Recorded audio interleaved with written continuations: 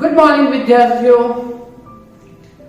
તો આપણે આત્મપ્રેરણની ઘટનાની સમજણમાં આપણે આગળ વધી રહ્યા છે, જેમાં આપણે પ્રથમ થિયરી આત્મપ્રેરિત ઈએમએફ, ગુજરાતીમાં આત્મપ્રેરિત ઈએમએફ નું સૂત્ર મેળવેલું હતું. 3 માર્ક્સની થિયરી હતી.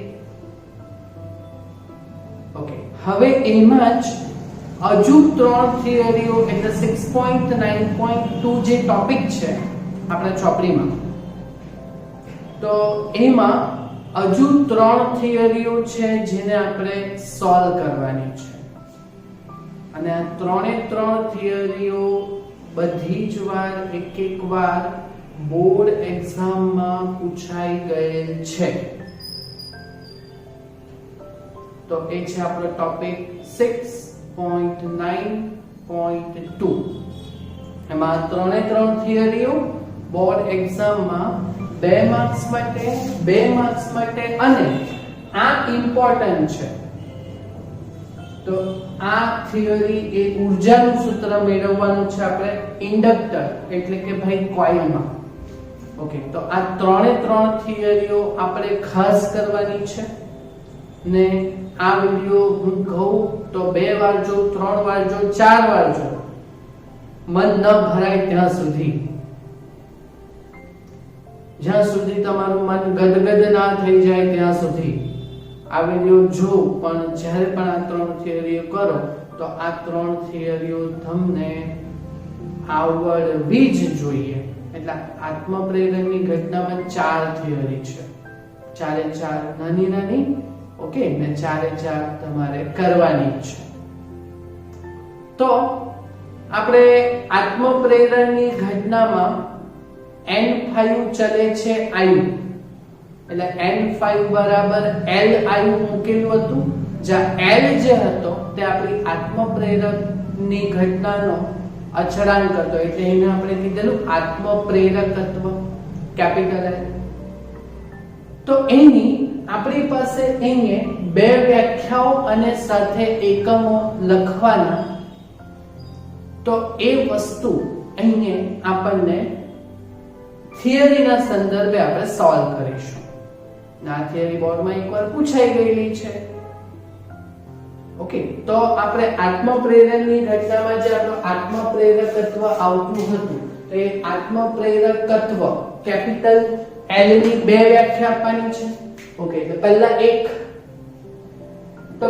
એક શું હતું?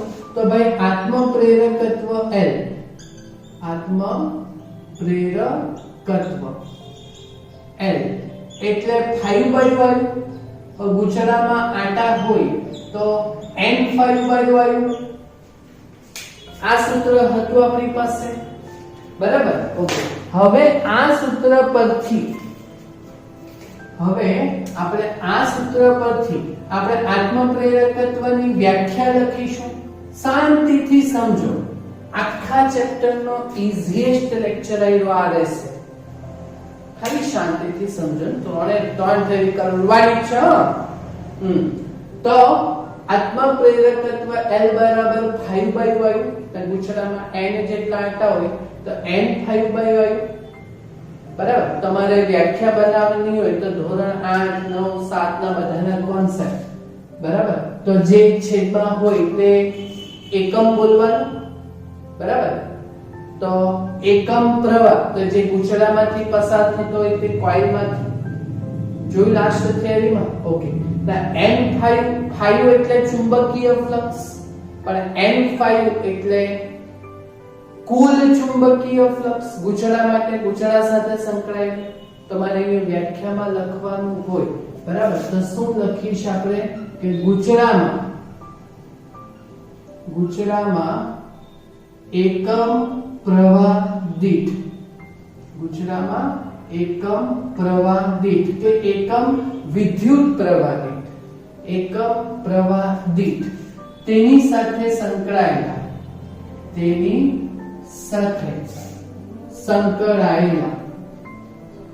તો તેની સાથે સંકળાયેલા ઉપર શું છે?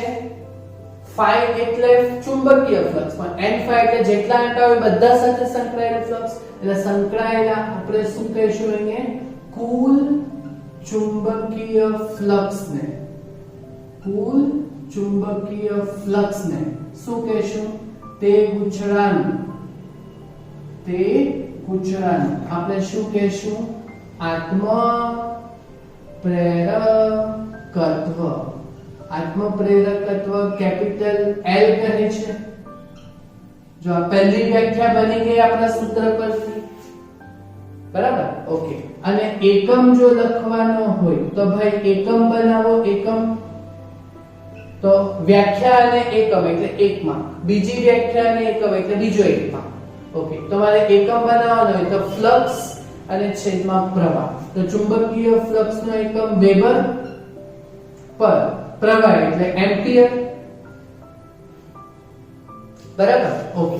અને આ જ વસ્તુ જે છે તે આ આત્મપ્રેરણની જે ઘટના છે તે આપણો સાયન્ટિસ્ટ જોસેફ હેનરીએ સમજાવે. એટલે આનો બીજો એકમ કયો આવે? આત્મપ્રેરકત્વનો એકમ જોયું ને આપણે લાસ્ટ લેક્ચરમાં, હેનરી. હેનરી માટે આપણે સિમ્બોલ કયો લેશું? Capital H. ક્લિયર? ઓકે. તો આ થઈ આપણી આત્મપ્રેરકત્વની વ્યાખ્યા અને એકમ એક પૈકી. ઓકે. હવે બીજી વ્યાખ્યા બનાવશું. તો બીજી વ્યાખ્યા ક્યાંથી બનાવશું? તો એ જ જે થિયરી કે એમાં આપણે આત્મપ્રેરિત EMF નું સૂત્ર મેળવેલું હતું ગૂંચળામાં, તો ત્યાંથી આપણે L કરતા બનાવીએ. ઓકે. તો ગૂંચળામાં નંબર 2, ગૂંચળામાં આત્મ પ્રેરિત EMF. ઓકે. તો એનું સૂત્ર આપણે માનાંકમાં જો આપીએ તો કયું હતું? L di/dt એટલે ડેલ્ટા I/ડેલ્ટા t. બરાબર? આ સૂત્ર હતું. ચાલો માનક માઈનસ લખવું હોય તો લખાય. ઓકે. તમારે અહીંયાથી આત્મપ્રેરકત્વની વ્યાખ્યા આપવાની છે L, તો અહીંયાથી L ને કરતા બનાવો તો આ ડેલ્ટા I/ડેલ્ટા t આખું EMF ના છેદમાં મૂકી શકાય. ઓકે. તો માટે આત્મપ્રેરકત્વ L બરાબર EMF ના છેદમાં ડેલ્ટા I ના છેદમાં ડેલ્ટા t. આગળ માઈનસ. ક્લિયર? ઓકે. તો હવે જો આ જે સૂત્ર બન્યું એ આત્મપ્રેરકત્વનું સૂત્ર બન્યું. ઓકે. ને મારે આને વ્યાખ્યાના સ્વરૂપમાં આપણે જો કરવાનું હોય તો છેદમાં છે તેને એકમ બોલશું. તો આ છેદમાં શું છે? પ્રવાહમાં થતો ફેરફાર. પાછું એના બી છેદમાં ડેલ્ટા t છે, એટલે પ્રવાહમાં ફેરફારનો દર.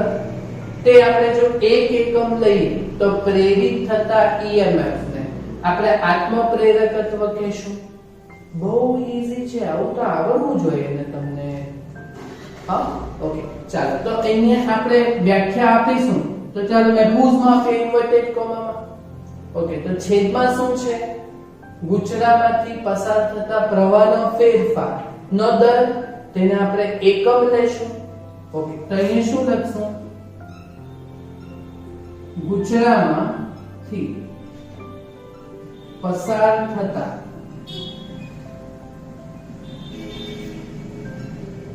વિદ્યુત પ્રવાહના ફેરફારના, ગૂંચળામાંથી પસાર થતા વિદ્યુત પ્રવાહના ફેરફારના એકમ દર દીઠ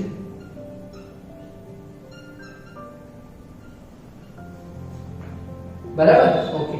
ધારો કે આ ગુજરાતી તમને થોડુંક ભારી લાગે તો પછી આપણે અજમાને વ્યવસ્થિત બતાવવાનું હોય તો ગૂંચળામાંથી પસાર થતા પ્રવાહના દરના એકમ ફેરફાર દીઠ કેવી રીતે લખવાનું? હા, તો ડાયરેક્ટ એકમ થી ચાલુ કરીએ. ઓકે. તો ગૂંચળામાં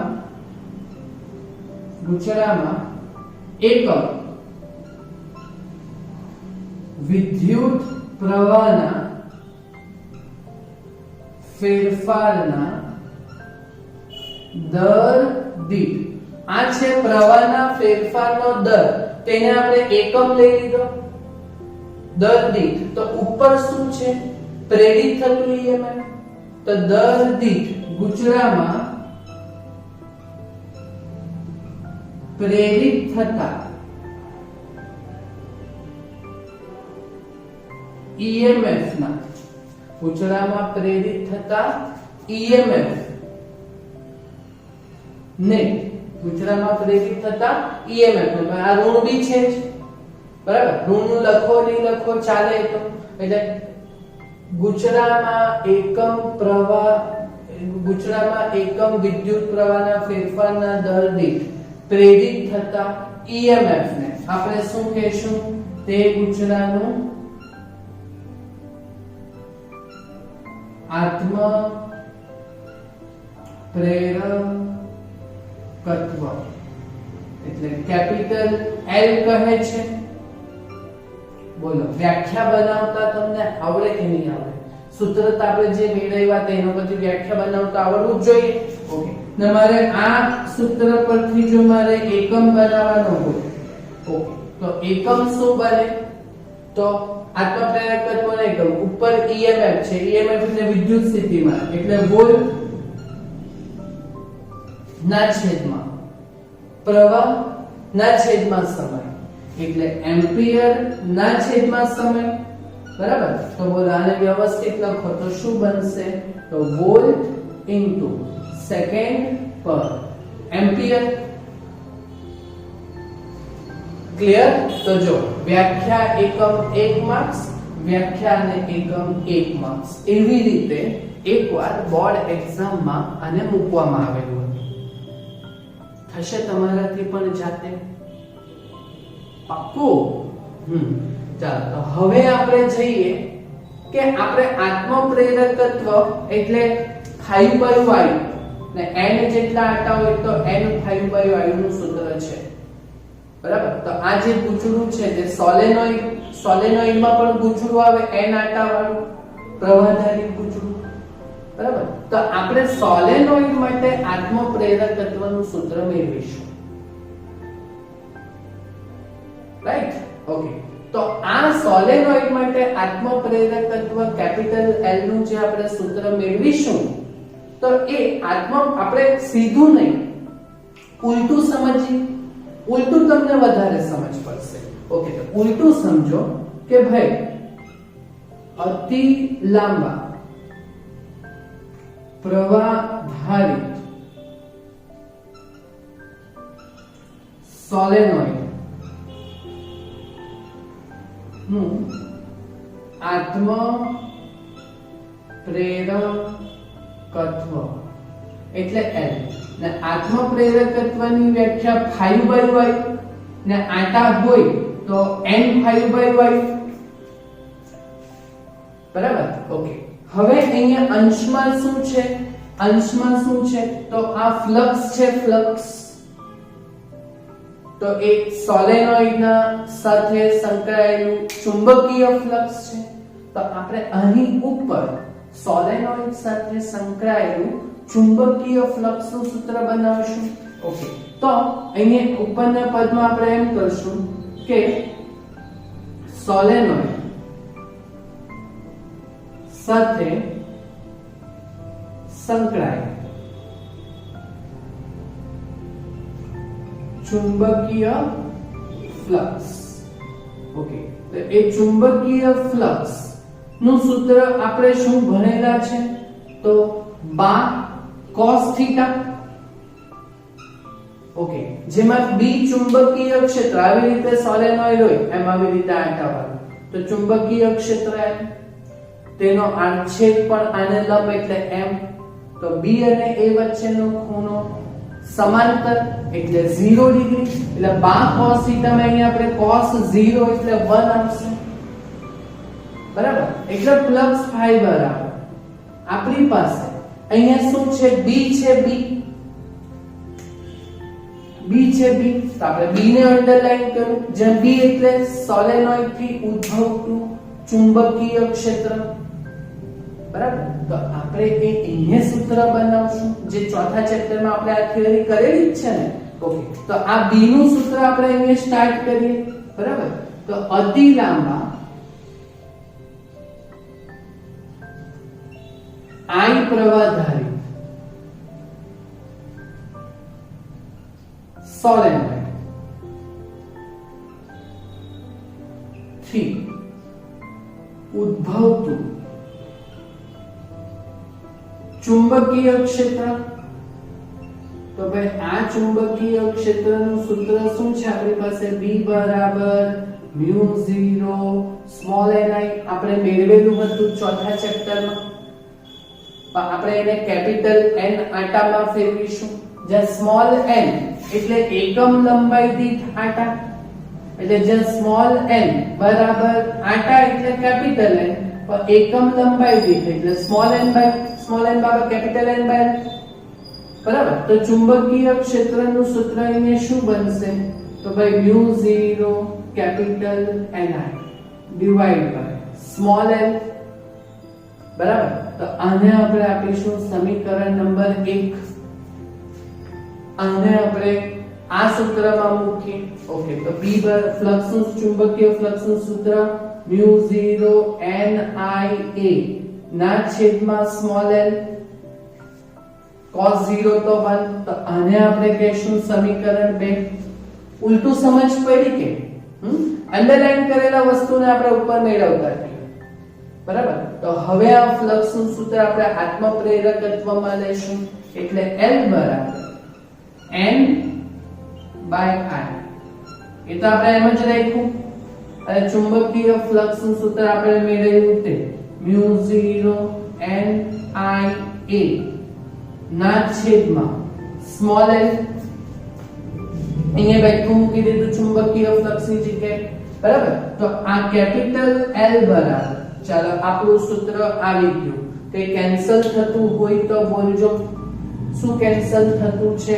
તો છેદમાં પ્રવાહ છે તો અંશમાં બી પ્રવાહ કેન્સલ થઈ જશે. બરાબર? તો અહીંયાથી સૂત્ર બનશે. શું બનશે? તો અચળાંક μ0 પછી nn એટલે n2 μ0 n2 પછી કેપિટલ A આડછેદ ના છેદમાં લંબાઈ સ્મોલ n. બરાબર? ઓકે, તો આ જે સૂત્ર છે, બરાબર, એને આપણે બનાવીએ ડબ્બુ. ક્લિયર? તો જો એ અતિ લાંબા પ્રવાહધારી સોલેનોઇડ થી ઉદ્ભવતા આત્મપ્રેરકત્વનું સૂત્ર છે. બોલો, થશે તમારાથી આ સમજ પડી? એકદમ ઈઝી છે. પાક્કું ને? ઓકે, હવે આપણે આગળ વધીશું.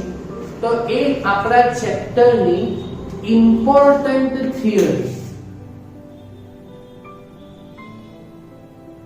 એ છે કે ભાઈ ઇન્ડક્ટર એટલે શું, અને ઇન્ડક્ટરમાં સંગ્રહિત આપણે ઊર્જાનું સૂત્ર મેળવવાનું.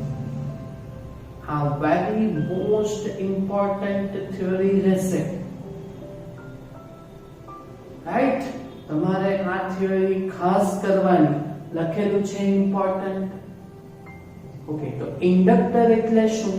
તો આપણે અવરોધ ભઈના રેઝિસ્ટર, અવરોધનો સિમ્બોલ આપવાનો એ પરિપથમાં, તો આવી રીતે એમ zigzag zigzag. બેટરી, પરિપથમાં બેટરીનો સિમ્બોલ મોટો છેડો નાનો છેડો. કેપેસિટર, કેપેસિટન્સ ધરાવે. બે પ્લેટ એક સરખી સમાન લંબાઈ સમાન આડછેદ વાળી. કળ, બધાના સંજ્ઞા જોયા. ઓકે, તો ઇન્ડક્ટર એટલે ભાઈ ગૂંચળું, ને ગૂંચળું હોય તો એ આત્મપ્રેરકત્વ ધરાવવાનું. બરાબર? એટલે ઇન્ડક્ટર એટલે શું? તો ભાઈ આખો જે પરિપથ હોય આપણો વિદ્યુત પરિપથ, એમાં જ્યાં ગૂંચળું હોય તો એ ગૂંચળું તે આત્મપ્રેરકત્વ ધરાવવાનું. બરાબર? તો ઇન્ડક્ટર એટલે શું? તો ભાઈ પરિપથનો જે ઘટક, પરિપથનો જે ઘટક આત્મપ્રેરકત્વ ધરાવે. આત્મપ્રેરકત્વ એટલે કેપિટલ L. પરિપથનો જે ઘટક આત્મપ્રેરકત્વ ધરાવે, બરાબર, તો એને આપણે કહેશું પરિપથનો જે ઘટક આત્મપ્રેરકત્વ. એને ઇંગ્લિશમાં કહેવાય સેલ્ફ ઇન્ડક્ટન્સ L ધરાવે. તો એને આપણે શું કહેશું? ઇન્ડક્ટર કહેશું. અવરોધ એટલે શું? તો ભાઈ પરિપથનો જે ઘટક અવરોધ ધરાવે. અવરોધક એટલે શું? તો પરિપથનો જે ઘટક અવરોધ ધરાવે, તો એને અવરોધક કહીએ આપણે, બરાબર. ઇન્ડક્ટર એટલે શું? તો ભાઈ પરિપથનો જે ઘટક ઇન્ડક્ટન્સ ધરાવે એટલે આત્મપ્રેરકત્વ ધરાવે. ગુજરાતી ઇન્ડક્ટન્સ, ઇન્ડક્ટર એ સાધન છે, બરાબર. એનો અચળાંક ઇન્ડક્ટર એ સાધન છે, એનો અચળાંક ઇન્ડક્ટન્સ. તો પરિપથનો જે ઘટક ઇન્ડક્ટન્સ એટલે આત્મપ્રેરકત્વ ધરાવે, તો તેને આપણે ઇન્ડક્ટર કહેશું. તો એની સંજ્ઞા આપણે આપવાની હોય તો જેવી રીતે અવરોધમાં આવી રીતે zigzag આપતા હતા, તો ઇન્ડક્ટર એટલે ગૂંચળું, એટલે આવી રીતે બાઉન્ડિંગ વાળું બતાવશું આપણે. એક જગ્યાએથી પેલો પ્રવાહ અંદર જાય ને બીજી જગ્યાએથી બહાર નીકળે, એટલે જે બાજુથી પ્રવાહ અંદર જાય તે ધન છેડો અને જે બાજુથી પ્રવાહ બહાર નીકળે તો એ ઋણ છેડો, એટલે પ્લસ અને માઇનસ. અવરોધમાં બી આવું જોઈએ, જ્યાંથી પ્રવાહ અંદર જાય તે ધન છેડો અને જ્યાંથી બહાર નીકળે તો એ ઋણ છેડો. તો આ ઇન્ડક્ટર L, એનું આત્મપ્રેરકત્વ L આ સંજ્ઞા સાથે થઈ ગયું, બરાબર. તો આ ઇન્ડક્ટરમાં બે છેડે જ્યારે પ્રવાહમાં ફેરફાર થાય ત્યારે બે છેડે આત્મપ્રેરિત EMF નું સૂત્ર આપણે મેળવેલું છે. એ શું છે? EMF E બરાબર -L di/dt.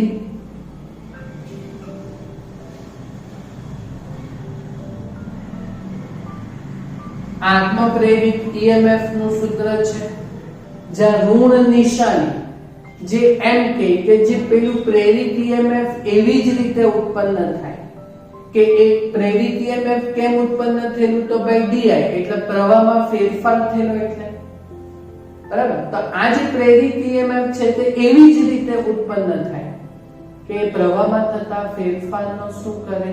વિરોધ કરે. એટલે આ માઈનસ સિમ્બોલ આવે, બરાબર. તો આ EMF જે છે ને એને બીજું બી એક EMF કહેવાય. એને શું કહેવાય? Back EMF. શું કહેવાય? Back EMF. શું કહેવાય? Back EMF.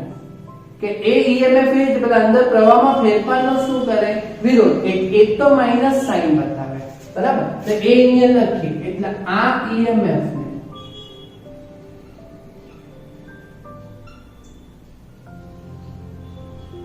બેક EMF પણ કહે છે. આ EMF ને બીજું કયું કહેવાય? બેક EMF પણ કહે છે. તો એનું કારણ બતાવીએ. તો ભાઈ કારણ કે બરાબર, કારણ કે આ જે EMF ઉત્પન્ન થાય તે એવી જ રીતે ઉત્પન્ન થાય કે પેલા પ્રવાહના ફેરફારનો શું કરે? એ વિરોધ કરે. કારણ કે આ પ્રેરિત EMF એ ગૂંચળામાં થતા પ્રવાહના ફેરફારનો શું કરે છે? વિરોધ કરે છે. ગૂંચળામાંથી પસાર થતા પ્રવાહનો શું કરે છે? પ્રવાહના ફેરફારનો શું કરે છે? વિરોધ કરે છે. તો જો એ વિરોધ વધી જાય તો પછી પ્રવાહમાં ફેરફાર થતો બંધ થઈ જાય. બહુ મસ્ત થયેલ છે, શાંતિથી સમજો. તો આ પ્રવાહમાં ફેરફારનો જો વિરોધ કરે તો આ EMF જો વધી જાય તો પછી આ પ્રવાહમાં ફેરફાર થતો બંધ થઈ જાય, ને બંધ થઈ જાય તો પછી પ્રેરિત થતું EMF પછી અટકી જાય, પછી પ્રેરિત EMF ઉત્પન્ન જ નહીં થાય. બરાબર? તો એ બી જરૂરી છે. એ બી જરૂરી છે કે પ્રવાહમાં ફેરફારનો વિરોધ થતો છે, તો એ વિરોધ થાય એવી જ રીતે આ EMF ઉત્પન્ન થાય. બરાબર? તો આ પ્રવાહમાં ફેરફારનો વિરોધ છે, પણ આપણે આ અટકી નહીં જાય, હા ને, પ્રેરિત EMF ઉત્પન્ન થતું અટકી નહીં જાય, એના માટે તમારે બાહ્ય બળ વડે કાર્ય કરવા પડશે. બરાબર? તો આ જે તમે બાહ્ય બળ વડે કાર્ય કરો ને, બરાબર, તે ઇન્ડક્ટરમાં ઊર્જા સ્વરૂપે સંગ્રહ પામે. આવું કેપેસિટરમાં બી લખેલું તમને યાદ છે? એ કેપેસિટરનું કામ એ વિદ્યુત ભાર જમા કરવા. તો વિદ્યુત ક્ષેત્રની વિરુદ્ધ બાહ્ય બળ વડે તમારે વિદ્યુત ભાર પ્રસ્થાપિત કરવા પડે, ને એ જે કાર્ય કરવાના તે કેપેસિટરમાં વિદ્યુત ઊર્જા સ્વરૂપે સંગ્રહ પામે. તો આ વાક્ય અહીંયા લખવાનું હોય એટલે આ પ્રવાહમાં ફેરફારનો શું થાય છે? વિરોધ થાય. બરાબર? એટલે આપણે શું કરવા પડે? બાહ્ય બળ વડે આ પ્રવાહમાં ફેરફાર કરવા પડે. તો આ જે બાહ્ય બળ વડે જે આપણે કાર્ય કર્યું, હા, તો એ જે કાર્ય છે ને તે ઇન્ડક્ટરમાં ઊર્જા સ્વરૂપે સંગ્રહ પામે. ઓકે, તો આ વાક્ય અહીંયા લખીશું. બરાબર? આથી ગુચરામાં પ્રવાહના ફેરફાર કરવા માટે ગુચરામાં પ્રવાહના ફેરફાર કરવા માટે બાહ્ય બળ વડે કાર્ય કરવા પડે છે.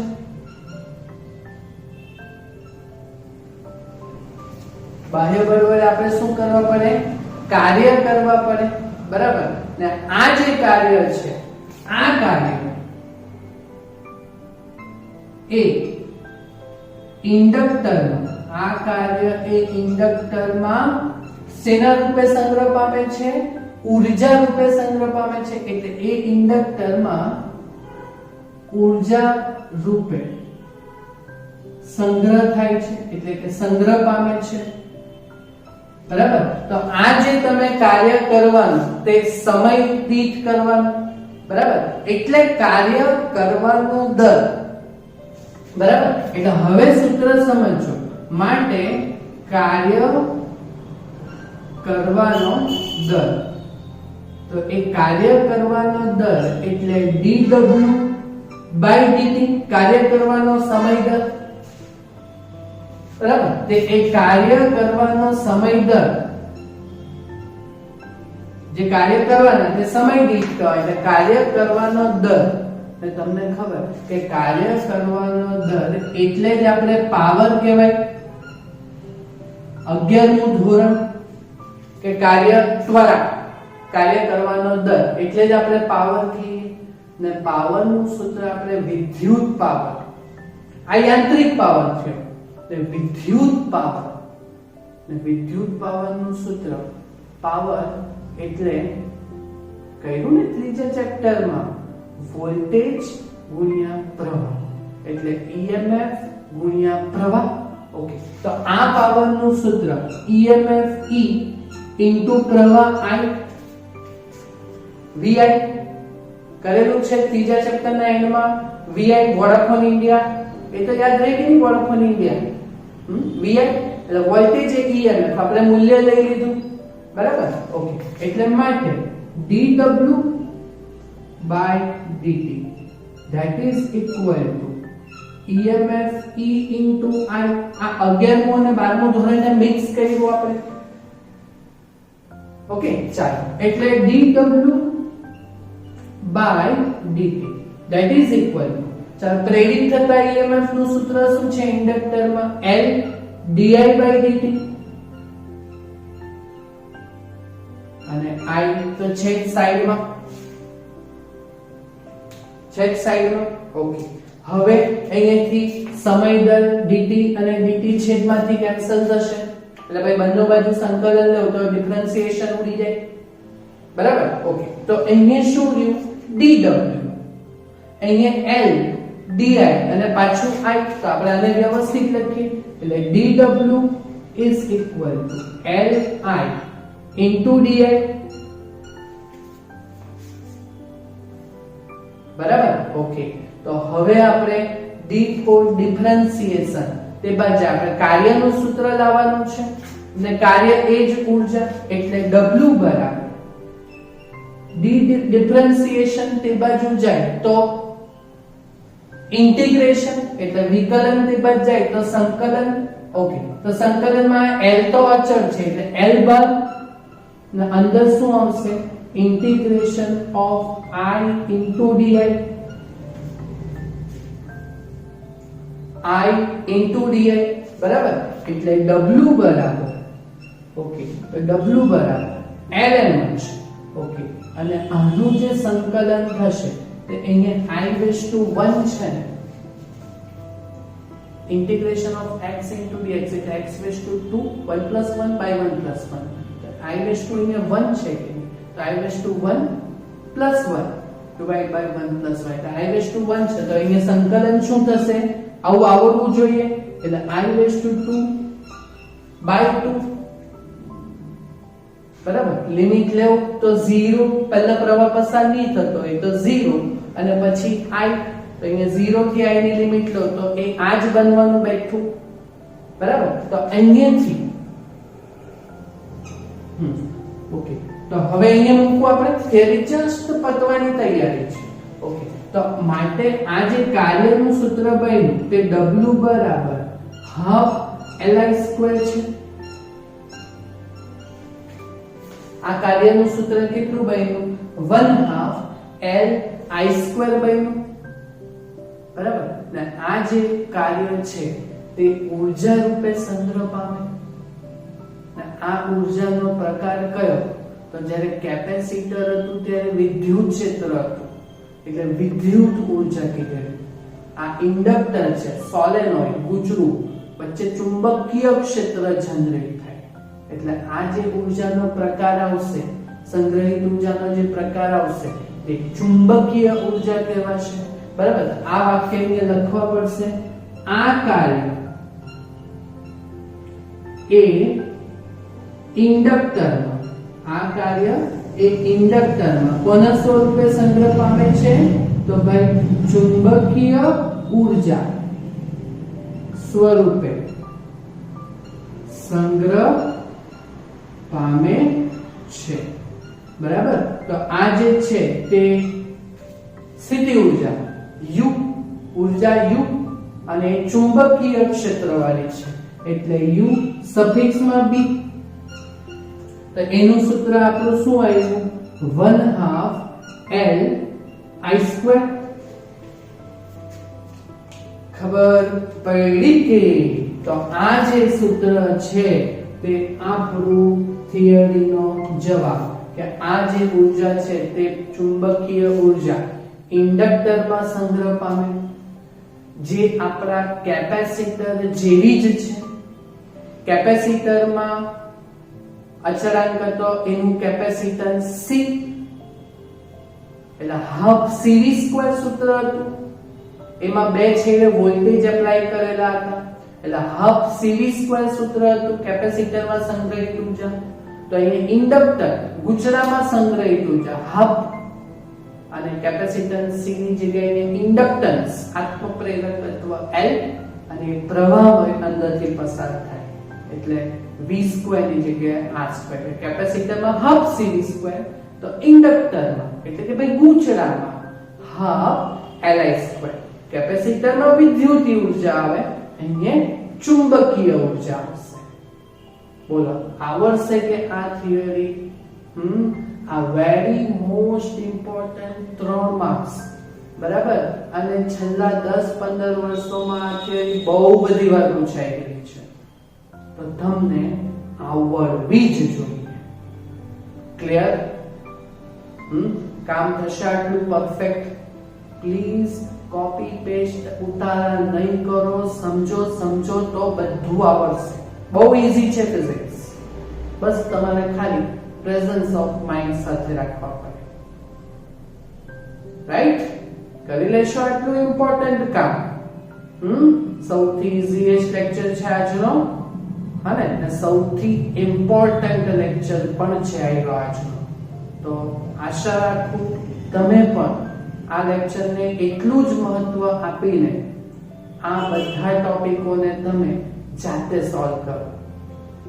પાકું? ને આ પરફેક્ટ ડિટો ટુ ડિટો આવડવી જોઈએ થિયરી કરી લેશો કમ્પ્લીટ, અને આટલું કામ તમે પૂર્ણ કરજો. Thank you very much.